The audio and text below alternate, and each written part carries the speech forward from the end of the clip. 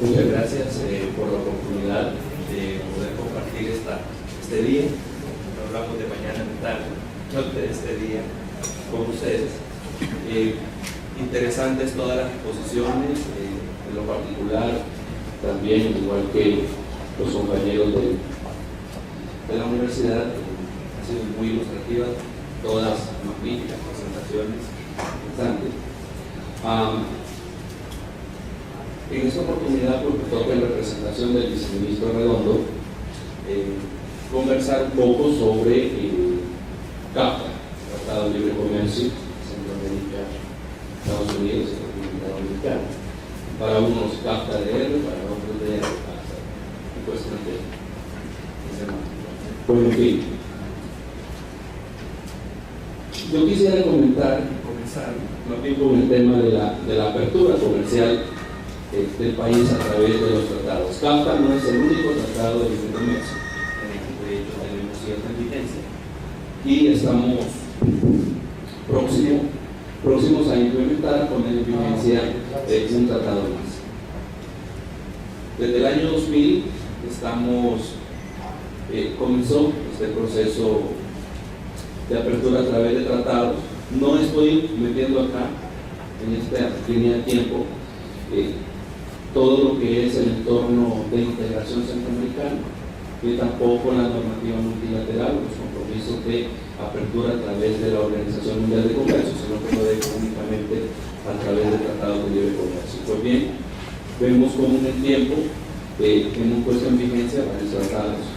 República Dominicana, CAFTA en el 2006 entró en vigencia, pero se negoció en el año 2003 y trabajamos 2004, 2005 en lo que fue la implementación de este tratado. Después negociamos Taiwán, Chile, Colombia. Hicimos una convergencia del Tratado Único de Libre Comercio con México, dado que en la región existían varios tratados, sea entre México, Nicaragua, México, Costa Rica, México. Pues bien, tenemos una convergencia. Y lo último que pusimos en vigencia fue el acuerdo de asociación de Centroamérica con la Unión Europea, Centroamérica incluyendo Panamá. Si hablamos de resultados y nos remontamos al momento de la negociación del año 2003, 10 años hacia ya del cierre de esta negociación, diciembre del 2003 fue la negociación, pues, ¿qué obtuvimos en ese entonces? Y me limito exclusivamente a los resultados en materia de acceso a mercados. Acceso inmediato para el 91% de las exportaciones agrícolas de Honduras en ese entonces. Acceso del 99% de las exportaciones industriales de Honduras.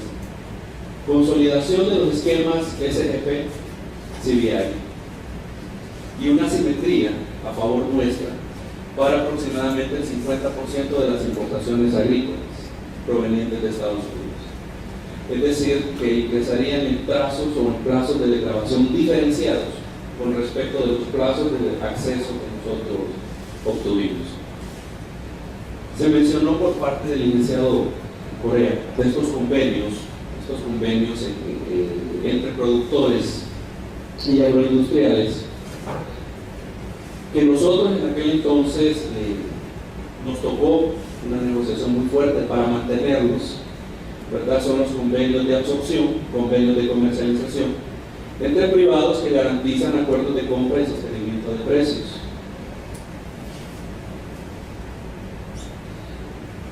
La génesis de estos convenios, un comentario en complemento a lo que mencionó, fue motivar a través de un precio para que produjeran más en un determinado periodo de tiempo. Lamentablemente, este periodo de tiempo se ha extendido y queremos seguir maximizando el ingreso a través de la negociación de un precio y no invertir ese excedente de precio, ¿verdad?, en lo que realmente en incremento de área, en incorporar nuevas tecnologías, sino que por ahí se ha desviado y se ha derivado de ese objetivo dominicano.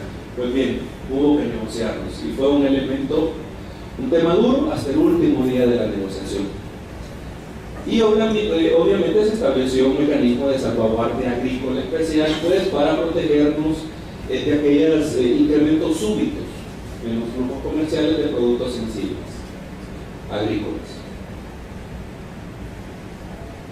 Se establecieron condiciones de comercio administrado, es decir, las famosas cuotas. Podemos ver acá cuál es el arancel, cuál fue la cuota que se pactó y el periodo de grabación con los pertinentes periodos de gracia, entendiendo como un periodo de gracia periodos en los cuales el arancel de ese entonces se iba a mantener sin variaciones, estable.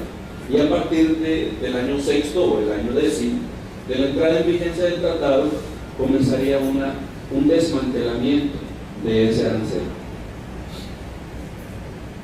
Me voy a permitir un comentario. Se ha dicho mucho sobre si estas cuotas, si es en sí la cuota la que ha afectado alguna producción, pero no solamente es el tema de la cuota. Por ejemplo, todos estos productos, el volumen de la cuota fue consultado con los sectores y fue sobre la base de los volúmenes de importación que existían en ese momento. Maíz y arroz, por ejemplo, representan un porcentaje de niveles de comercio que ya se tenían y que ya entraban en cero a través de estos convenios de absorción que ya eran vigentes. Pero ahora vamos a otro elemento, y es el tema institucional, el tema de cuota de cerdo. Nosotros en la Secretaría de Industria y Comercio extendemos un certificado de importación para importar cerdo. Y le damos básicamente un tema de donde se le dispensa. Esto no es una exoneración como tal, objeto de análisis y de investigación de la Comisión de Exoneración.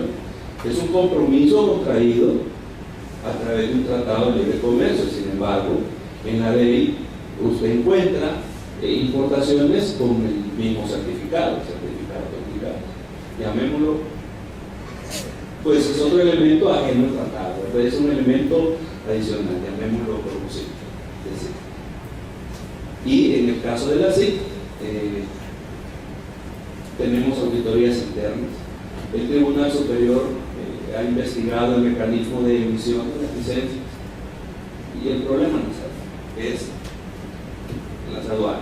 Me llamó la atención cómo en el año 2005-2006 se metieron computadoras para controlar, y la gran innovación varios años después fue quitar la computadora y poner un cuaderno único para registrar.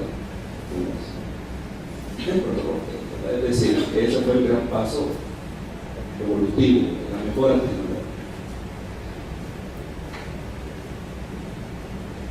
Balanza comercial. Me hacían una pregunta afuera sobre si el tratado ha sido bueno, si el tratado ha sido malo, y depende a quién le pregunte. Si usted le pregunta a un exportador, a un agente económico del sector de la piscicultura, le va a decir excelente. Si le pregunta a un alquilador, le va a decir excelente.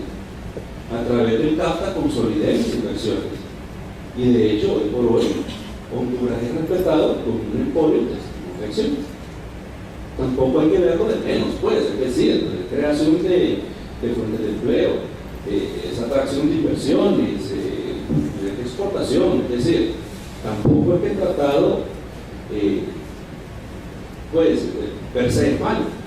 Tampoco el tratado, el libro va a agarrar los contenedores y se los va a llevar. No. Es un instrumento comercial. Veámoslo como un instrumento de comercio dentro de un contexto más amplio de políticas. Es un instrumento, y por eso comencé mi presentación mencionando que hay más tratados. De repente estudiemos el tema de cómo ha sido la apertura comercial.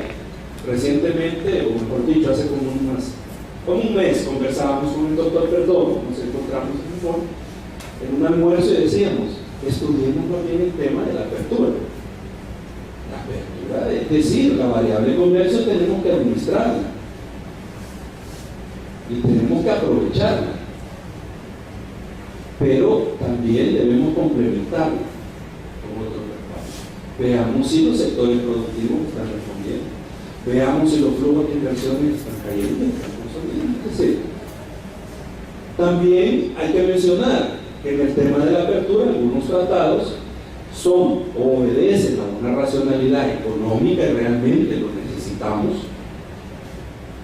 y otros son un compromiso político que se lo sacaron los cancilleres, los presidentes, es decir, y hay un espaldarazo económico o político para alguien por ahí, es decir,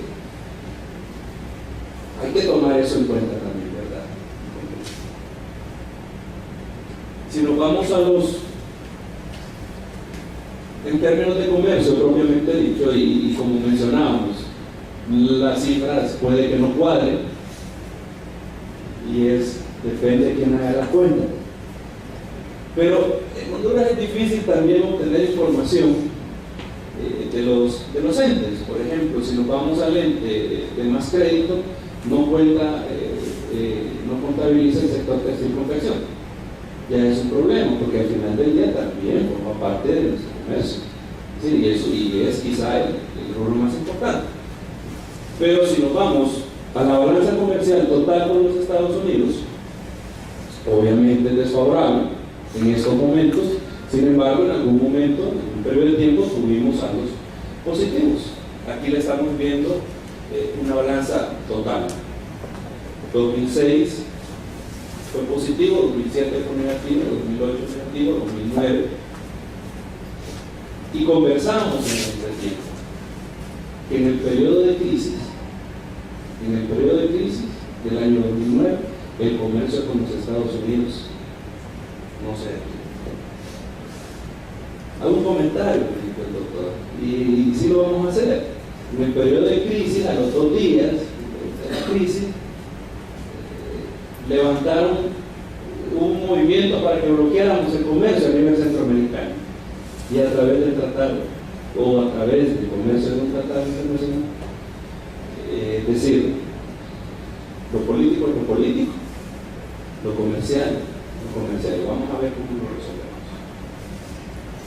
Entonces esos elementos hay que tenerlos en cuenta. Obviamente tuvimos una situación de déficit, se mejoró 2010, volvimos a caer en esa situación 2011 y 2012. Refleja la crisis, es decir, Estados Unidos también es nuestro principal socio comercial. Honduras con Europa, en el orden, Estados Unidos, Centroamérica y Europa concentra el 80 al 90% de su comercio exterior. Ahí está concentrado. Si Estados Unidos deja de comprar, crisis para nosotros. Esa es gran parte del problema de tener concentrado también estas exportaciones, y por eso menciono el tema variable de comercio exterior. Y una de las recomendaciones es seguir diversificando, ver cómo diversificamos. Pero eso también debe ser amarrado con el tema de cómo desarrollamos nuestra base productiva. Y ahí entramos a otro campo al cual no me quiero meter porque aquí se ha mencionado. Eso va con el tema recaudación, va con el tema crecimiento, va con el tema incentivos, va con el tema corrupción, va con el tema mejoramiento institucional, que vamos a hacer un comentario al final. Sí. Si nos vamos a la parte agrícola, y ahí retomo el tema, dice un agricultor, sí, me pudo haber ido mal, sí, me pudo haber ido mal. ¿A quién le preguntaron? Como una vez en una presentación, montaron un show y me llevaron a una productora y me dijeron que por culpa del tratado había quebrado, y el tratado ni había entrado en vigencia. Fue el mismo 2003. Es decir, hay muchas situaciones que también, pues, es decir, veamos el tratado como lo que es un instrumento de comercio exterior y administrémoslo en un contexto amplio, aprovechemos el instrumento, que no es perfecto, tiene sus cosas. Como parte del equipo negociador reconozco que hay algunas de las cosas de las cuales no estoy muy satisfecho, y creo que pudimos haber obtenido más. Sin embargo, en la negociación con un grande, no todo se basa de capacidad o calidad técnica. Por ejemplo, Don Hugo estuvo muy cerca con nosotros, conoce que hubo esfuerzo en ese momento y hubo dedicación para poder negociar. Pero en fin, si nos vamos al comercio agrícola, menciono del 2000, presento estadísticas del 2006 para acá, pero en el periodo 99, 2000, 2001, 2002 teníamos una balanza positiva en el sector agrícola. Capítulo del 01 al 24 del sistema armonizado, o sea, de la CEL.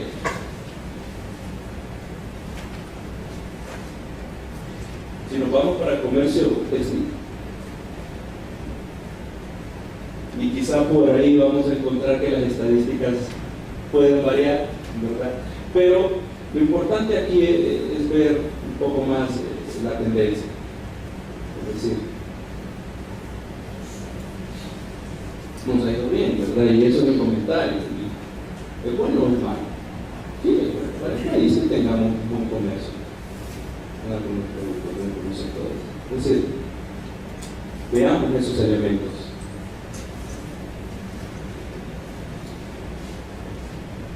Comercio, principales productos exportados hacia los Estados Unidos, podemos ver cómo sí, textil, confección, y aquí está por años también, suéteres de lana, pero realmente no son las sudaderas, las famosas sudaderas de las marcas deportivas que se elaboran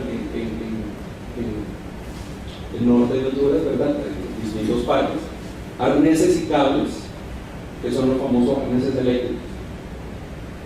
Y caemos a los agrícolas tradicionales, ¿verdad? Café, bananos, medias, calcetines, por ahí faltan melones.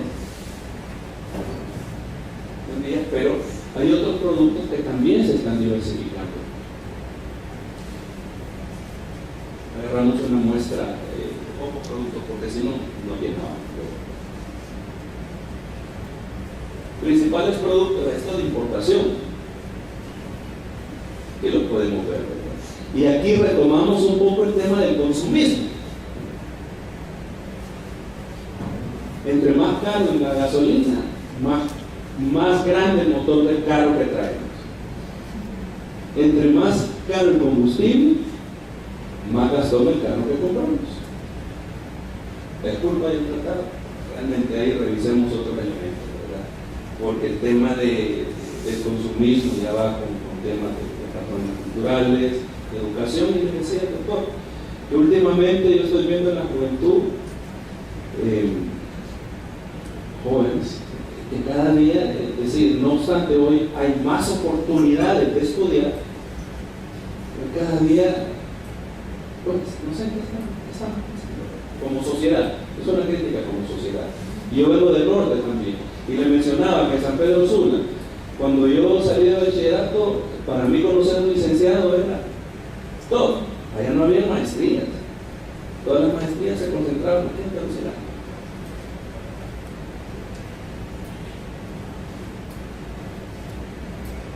Otro elemento muy interesante y que impacta, y don Hugo lo conoce muy bien, es el tema de celulares,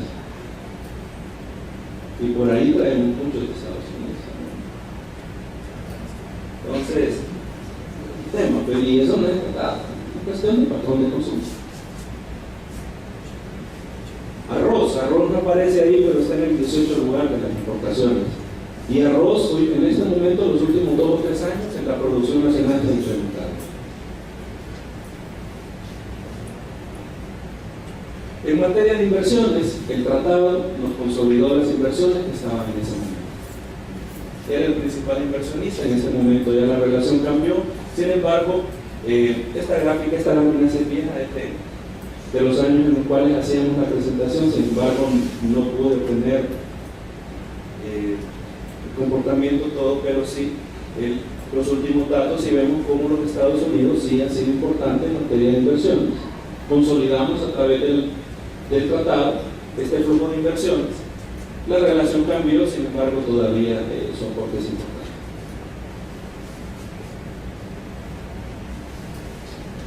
¿Y en qué sectores? Obviamente, textil, confección, alimentación, arneses y otros varios sectores en los cuales está. Bueno, conclusiones, parece perfecto de ser rápido, dado que ya el tiempo, y veo las caras ya preocupadas, pero conclusiones, ¿verdad? Y hago la aclaración, aquí no es el viceministro, no son las palabras de don Elvin, no son las palabras de la SIC, no, son palabras, mi conclusión. Yo creo que sí hemos tenido un impacto positivo, ¿verdad?, en el sector exportadores. Incluso hubo crecimiento de la exportación a partir de la firma.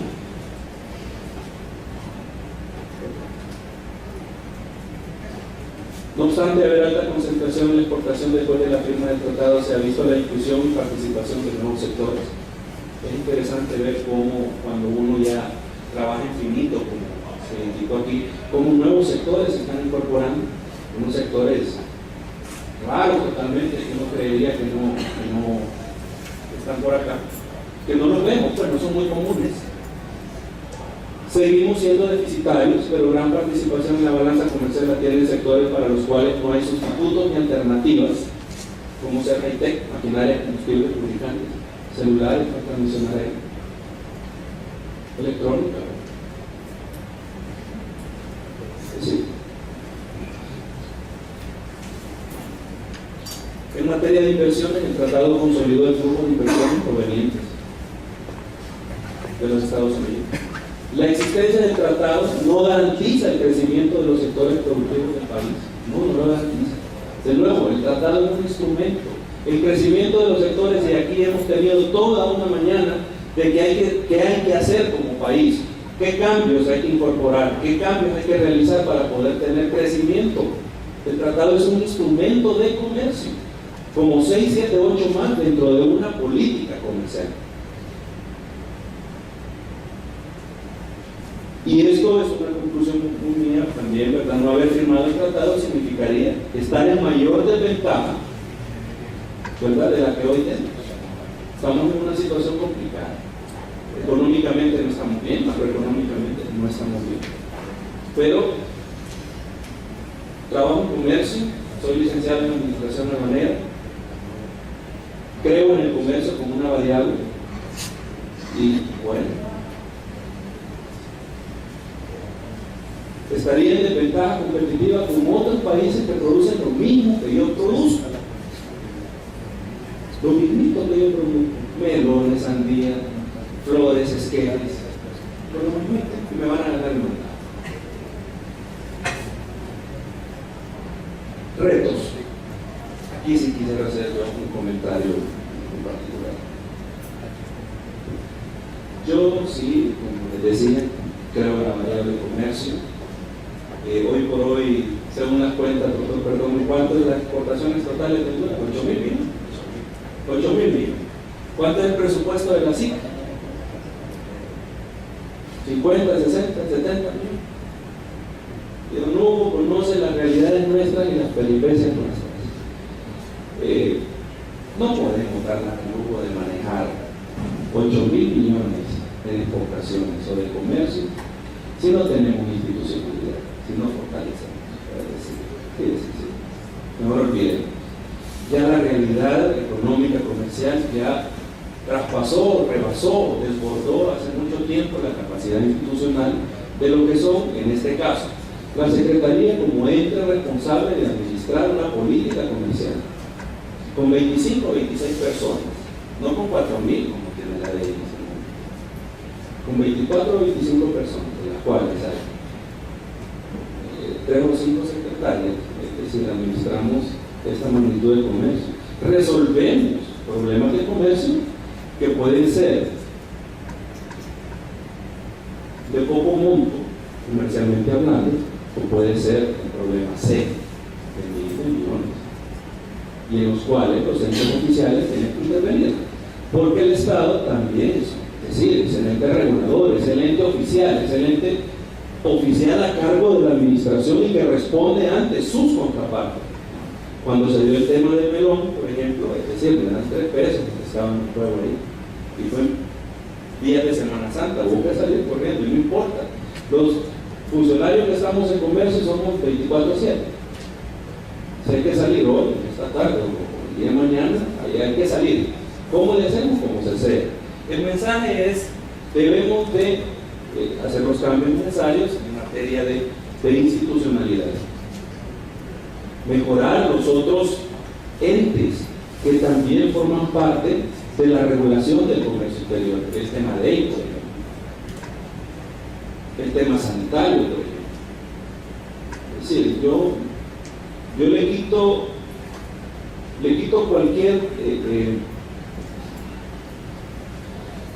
cualquier tema o cualquier tema ideológico, cualquier tinte, y veo con objetividad la variable de comercio.